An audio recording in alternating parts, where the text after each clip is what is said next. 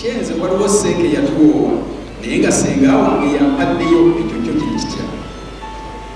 Tiyalina bakadde be balina kumuwaayo olidde mpozi nga bakadde bamufaako bonna tewali n'omu nga senga ye yaliwo ye yali alina kukkiriza bukkiriza kyekyokka naye nga si yagaba omukyala wa innama amuwa lukusanga bw'aba nti ye mukadde we yekka aliwo nga bali abalonna tebali mu nsi bamenako obuvunanyizibwa amukkiriza abeere nti yafumbirwa naye ng'ateekeddwa omugaba alina kubeera musajja ku ludda lwa taata waba taliiwo omukulembeze w'obusiraamu egyo egimu ku mirimu gy'ateekeddwa okukola bwe baba nga bakikola olw'obutamanya nikaahi mu kaseera ako ebaako akabuuza naye tusaana tumale okumanya nti abaffe tewaaliwo omuwalimu yabagatta era yabawoowa muzeeyi ye tumwetaako nti akkiriza bukkiriza kuba yaaliwo tewaliwo omuntu omulala ayinza okuba nga bakadde baafa naye baba nga baaliwo ng'ate ono yeyaga nti ye yagabye ekyo obusiraamu tebukikkiriza era nikaahi eba teyatuuka eba esaana kukolebwa etya eba esaana kuddibwamu wallahu alam.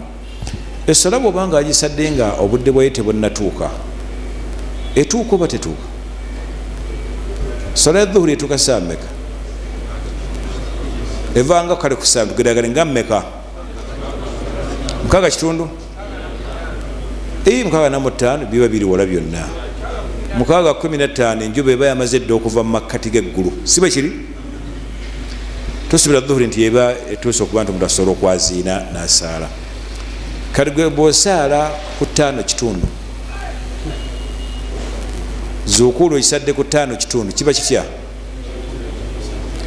Kati senga obuuza ekibuuzo nti zuukulu nakisadde ku ssaawa 5:5 naye kati nkole ntya?